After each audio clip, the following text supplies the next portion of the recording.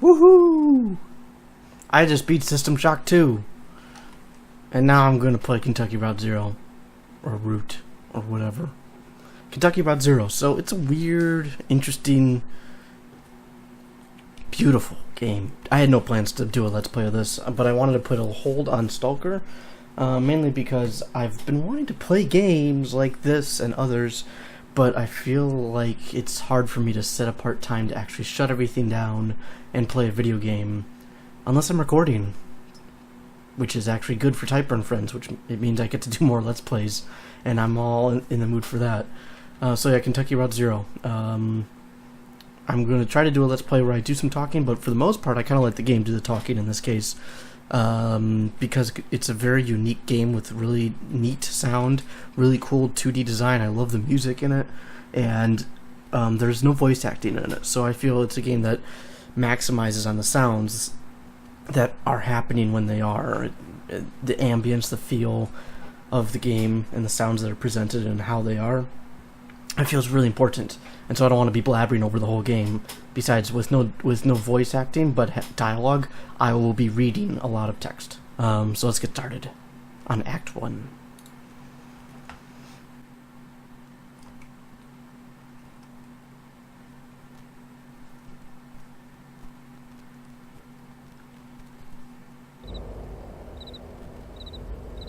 Crickets. Sunset.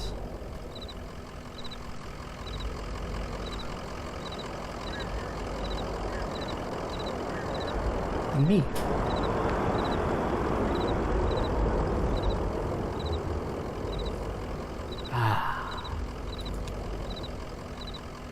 Moving truck rumbles softly to itself. Painted on its side are the words, "I sets antiques, furniture, glassware, curiosities."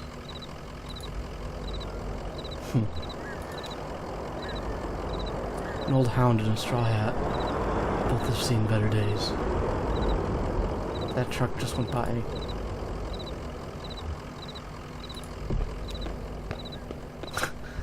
the little icon when I click somewhere is a horseshoe being thrown.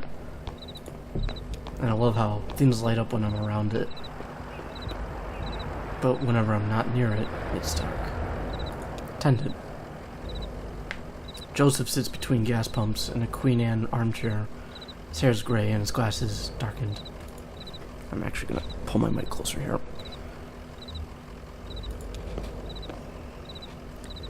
Damn, did you hear that wreck? Truck full of bottles. I don't know, beer bottles, whiskey, lost a tire or something, and spilled booze and glass all over the interstate. What a mess. I hope they don't come down here looking for anything. We blew a damn fuse and it's all shut off. Did I hear a dog? What's your dog's name?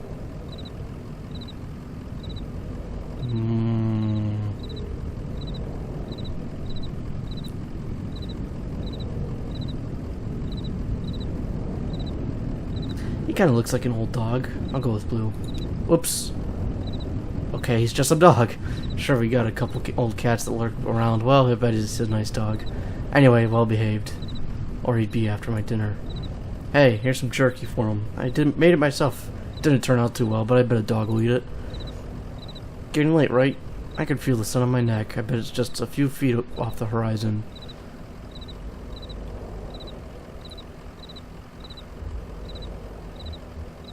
I've got a delivery to make on Dogwood, but I'd rather watch the sunset. Yeah, it's the truth. You have got to stop to breathe in that road. I bet while you're out driving you let your eyes wander up the tree line and you just... Well, I bet you're more of a poet than old Joseph. He's talking to himself in the second person.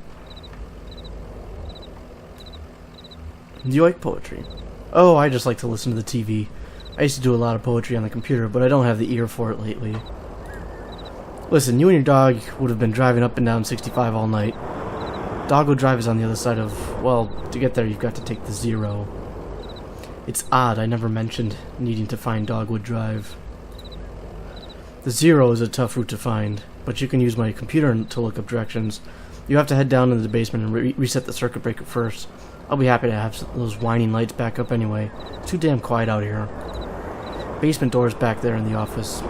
Appreciate your help, friend. Oh, and here. Take this lamp. It gets dark. Just head back into the office, and you can't miss the stairs. The breaker box will be somewhere on the right side of the room. Why can't you fix the lights yourself? Well, it's true. I know that basement pretty well. The last time I got to repair work down there, I crossed the wrong wire and took out half the traffic lights in Elizabethtown.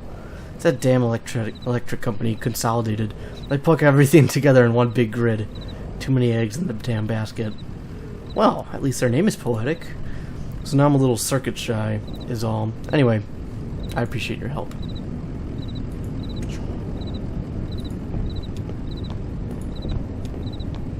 Equus Oils.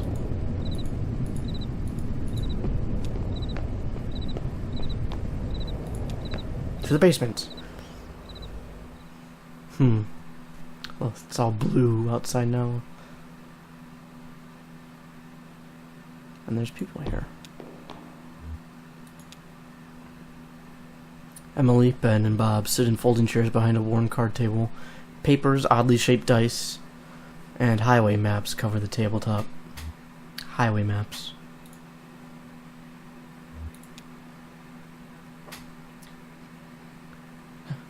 Have you all seen a breaker box down here? Oh, sorry, I didn't know there was anyone down here. Emily, did you hear something? No, sorry, I was looking at the rules again. It gets easier as you go. Look, you said you rolled a 5, right? That means you get to pick up your marker and move it anywhere on the map. So it's your turn now, right? Oh, yeah, I guess so. Where'd you put that 20-sided die? I don't see it. Did you drop it? Should be easy enough to find. It glows in the dark. Notice how they have these instruments about them.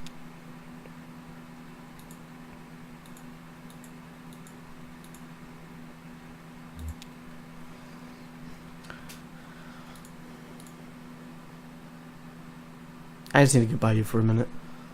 I think it rolled down off to the left there, but I don't see it. Well, I'm not gonna go looking for it. It's too dark down there. One of you go down and get it, and I'll just study the rules here.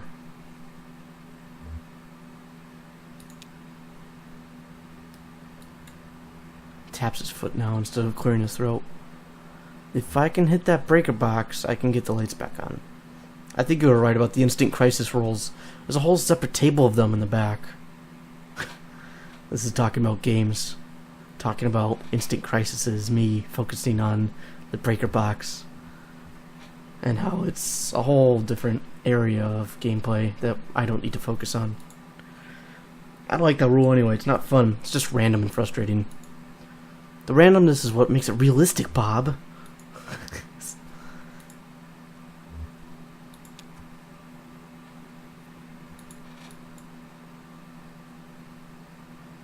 You seem pretty focused on the game. I still don't understand how you win. Roll a 20-sided dice for each player and refer to Appendix C, Table of Psychogeographical Anxiety Address Correlations. Table of Psychogeographical Anxiety and Address Correlations. Locate the resulting street addresses on the road map and move each player to marker to the proper location. That doesn't help. I don't think you can win. It says in the box it's a tragedy.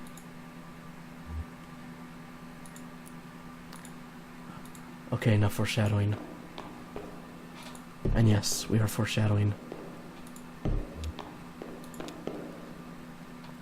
A dusty, rusty sign is bolted onto the wall. These are the rules. 1. No open flames near the gasoline. No consumption of beer or spirits on the premises. In case of sudden darkness, do not panic, relax, count backwards from 5. Strictly limit time spent in the basement to fewer than 3 minutes of every hour. Lights off.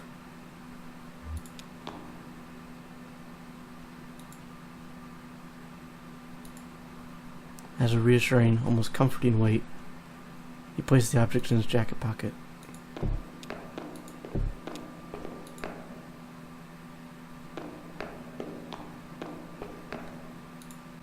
They're gone. Folding chairs are arranged around a worn card table. The chairs are empty and the surface of the table is bare.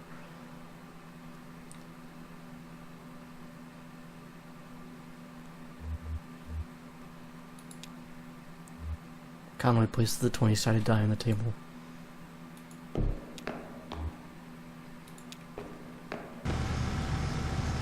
ghosts.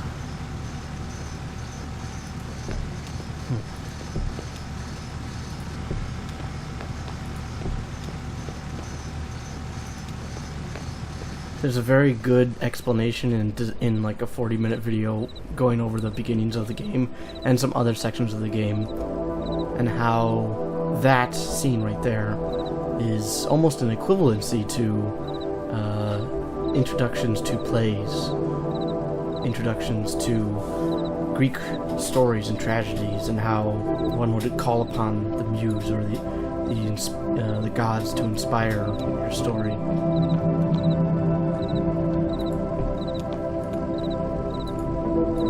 This may all be a game, I'm not sure. The story's not done. This is Act 1, Act 1 out of 5. Only 3 have been developed. And suddenly the sun is gone. There it is. Just listen to those lights whine. Yep.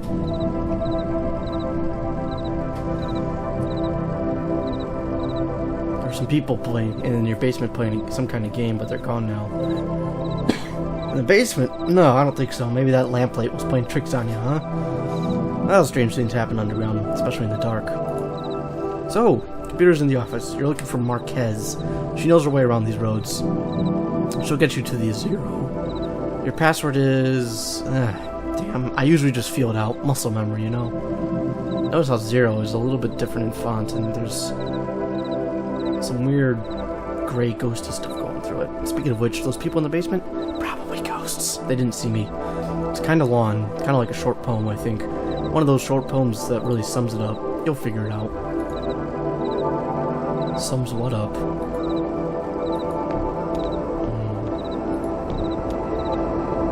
Computer. Alright, I tap a key, waking the computer from its reverie. User, again, in a more computery text look. Well, I'm Joseph, right? I'm him. I'm latching onto his character. Password? See, this is the interesting thing. This is me as Joseph, but he feels the password out, so is Conway feeling the password out? Is Joseph feeling the password out? I mean, really, I am, but, you know. I talk and listen to him talking. It's late. It will only get later. Password accepted. It accepts no matter what. It's all about what you put in. How's it going in there? Figuring it all out? Sure you are. Messages. Message 1 is from Donald at hotmk.mail. Message 2 is from accountsconsolidated.mail. From Donald. Subject, fragments dim of lovely forms.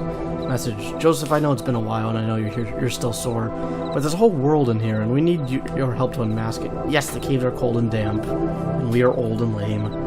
Never mind, I can't remember why I even started writing this. I miss those days in the lab with you and your dear Lula.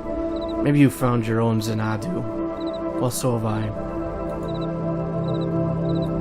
Xanadu. I'll have to look that up and bring it up next time. From accounts at Consolidated. Subject, account standing, urgent. Message, dear Ecosoils, this is an urgent automated message that your account is overdue by more than 14 days. In response, we have switched you to our low reliability Dirty Power Plus plan. Consider making a payment immediately to obviate the need for us to switch you to Sustained Brownout Select.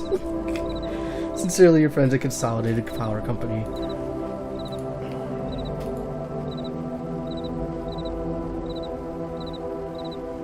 Exit messages. Address book.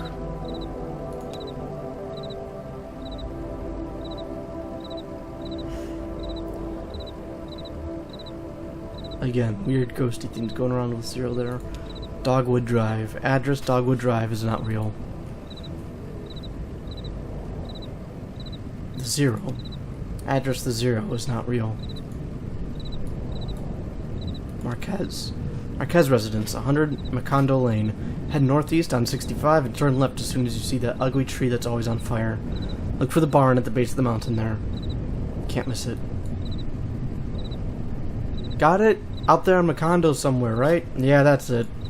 Hey, look, while you were down there, I loaded that old TV of mine into your truck. I borrowed that thing from Weaver Marquez a number of years ago.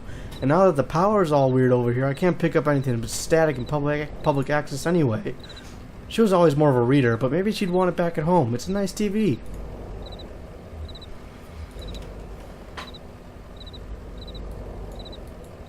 I didn't get to games. Games is not real. Okay. I love the little design for these trees and how bright this shines in the night. So white and pure.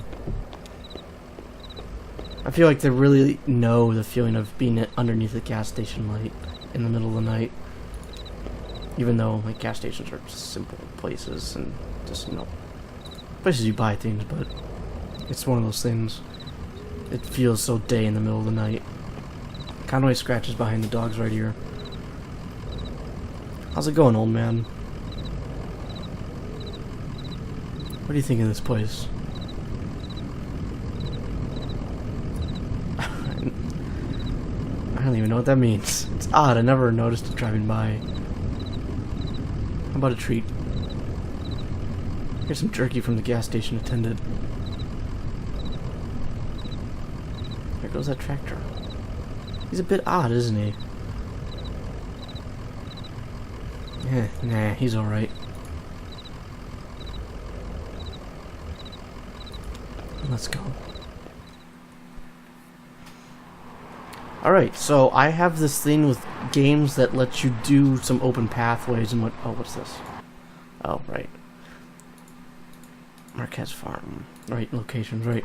I have this thing with games that have open pathways that let me do things.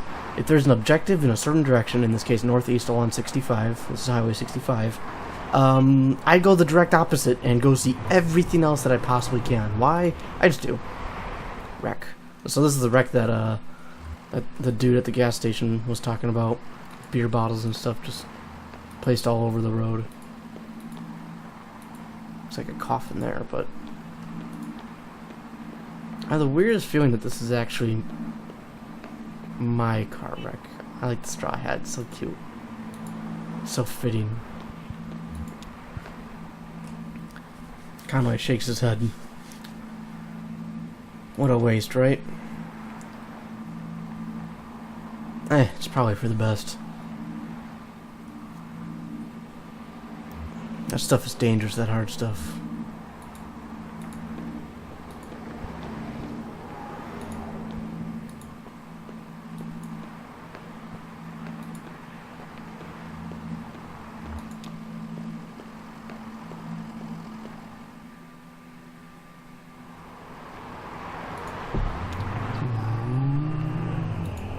Love how it says what road you're on. It's nice.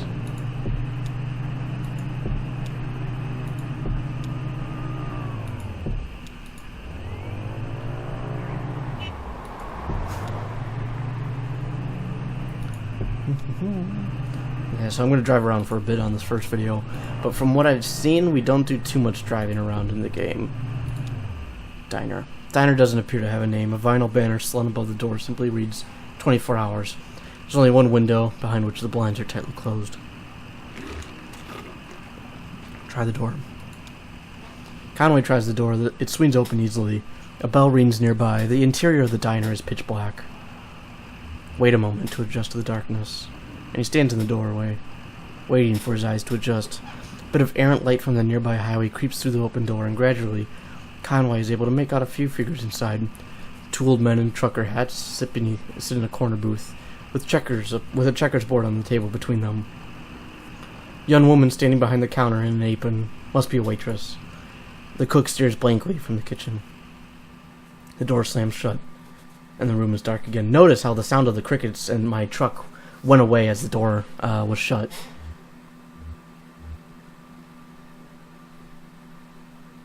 Sit down at the counter. Conway walks in the direction of the counter. He hits his knee on something hard and metallic, winces quietly, and then carefully finds his way to the stool. He places his hand on the counter. Another hand, a young woman's, rests itself on his. She guides his fingers to a laminated menu. Conway closes his eyes, opens them, maybe closes them again. Impossible to differentiate. Order coffee. Cup of coffee would do it. Black, oily, even, hot, familiar, diner coffee.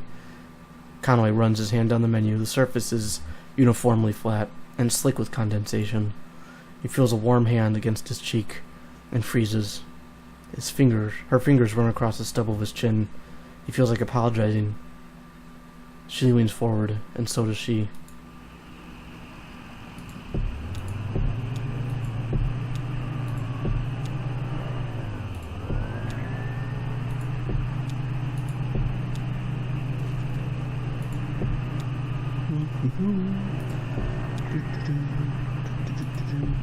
There's one in particular that I really like in terms of sound and how they play with it.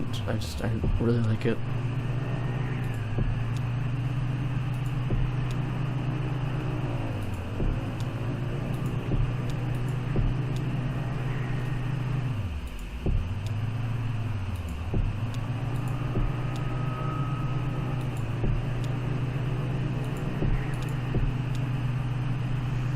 Okay.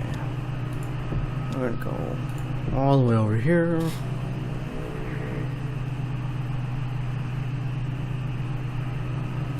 Up that way. Go around this triangle a bit.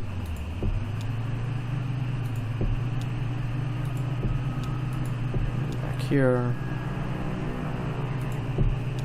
Louisville Road. No, I can't go there. I don't think I can. No. There's what's around here. Oh, there we go. Buffalo Creek Rec. The office of the Buffalo Creek Rural Cooperative Corporation is almost invisible from the road. Its parking lot overgrown by weeds and its facade sheltered by ivy.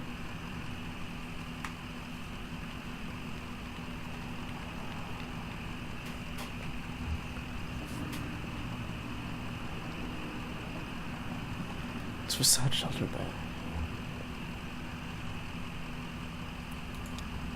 Conway looks in through a window. A sinewy shadow obstructs the view through the window. Conway enters the front door. The floor is loosely covered in dirt. Parts of the carpet have rotted with exposure to rain. Wild mushrooms grow in some corners of the room. The wall behind the front desk has been mostly rotted away. It looks fragile.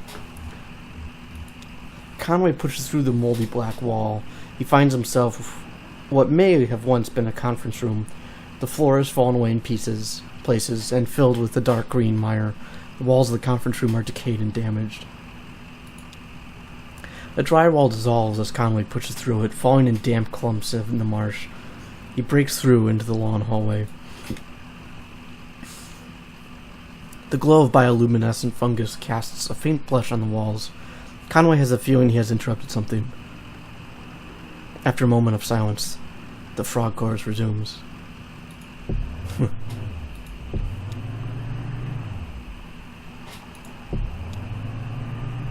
Let's see. Up that way.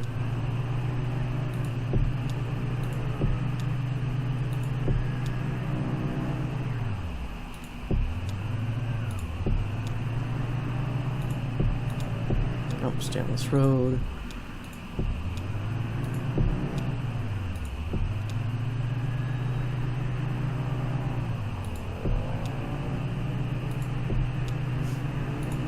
It's one of these games. It's one the map in this game really makes you feel like there's a lot more depth to it than there really is. Sign in front of the building just reads museum. Lights are off, but the front door is open. Enter the museum. A few feet inside the museum doors, the ambient sound of the highway drops sharply away. Room is cold, dark, and still. Book lies open on the table in the center of the room. An open hallway extends to the left. Large glass doors bar the path ahead. Look at the book. There's no title on the book. Spine or cover, a 3-word phrase is written in pencil on the first page. It's smudged and indecipherable. On the first page, someone has left an ink drawing of a horse. Several dozen blank pages later, at the end of the book, is an elaborate ink drawing of a one-legged man working an antique adding machine, surrounded by whiskey bottles.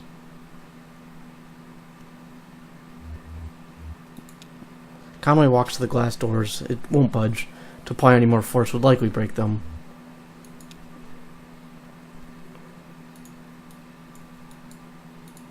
Walk to the hallway. Conway walks down to the hallway to the whoops.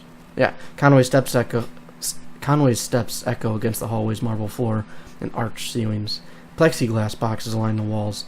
The hallway dead ends at a darkened display case.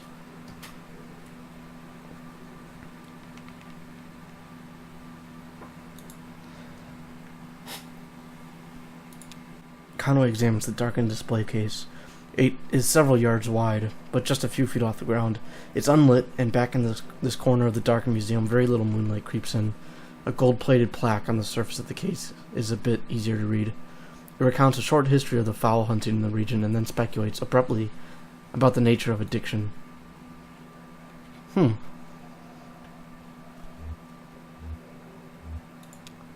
Conway examines the boxes on the walls. The first box, just a few feet into the hall, contains an assortment of bird wings. Some are missing feathers. One large, brightly colored wing almost glows in the moonlight. Its feathers are intact, but a piece of bone pokes awkwardly out from the tip.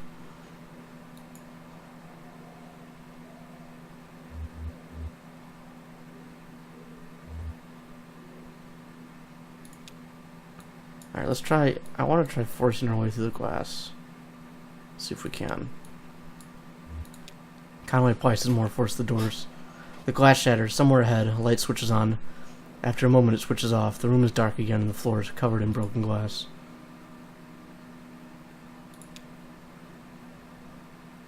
Broken glass grinds under Conway's boots as he walks down the hall. He has the feeling of being in a larger space. Very little light reaches the far end of the hallway. The walls are completely smooth and strangely warm.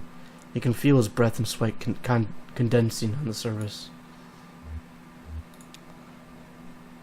The floor is completely smooth and strangely warm. Huh. They work the same way. Return to the entrance. Alright, let's get out of here. Come on.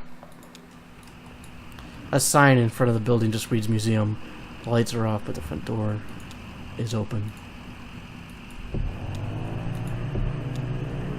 I think I'll explore around here. These little nooks. Yeah, I don't think we can. Up this way.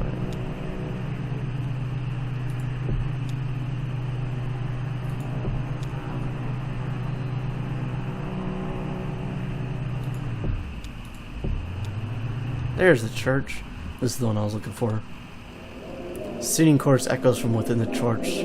The building is 1 story tall with a pitched roof, a 3-story spire rising from the front. The top section of the spire is made of stained glass. An interior light illuminates the pines in red, green, and blue. A large LED display glows in the parking lot.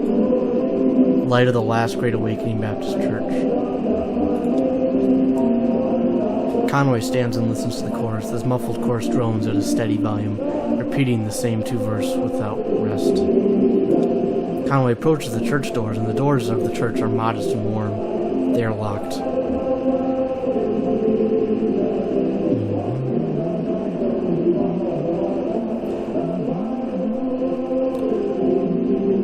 Walk around to the rear of the building. A ramp leads up from a dusty metal trash cans to the church's back door. Conway opens a few of the trash cans and looks in. One has a bit of something leafy and rotten stuck to the bottom of it. Another is full of unlabeled videotapes. Conway pushes the open back door. He finds himself in a kitchen lit by a buzzing fluorescent ceiling fixture. On the counter are a plate of moldy bread and an empty Dixie cup flecked red around its waxy rim. A set of swinging plastic doors on the far wall lead out of the kitchen. Buzzing fluorescent fixture, plate of moldy bread, empty Dixie cup flecked red around its waxy rim, set of swinging plastic doors. Conway pushes open the plastic doors and walks through. Vacant pews sprawl unevenly into the church. A small raised stage lies to Conway's right, bare except for a tape recorder. A tape recorder's power cord runs to an outlet near Conway's feet.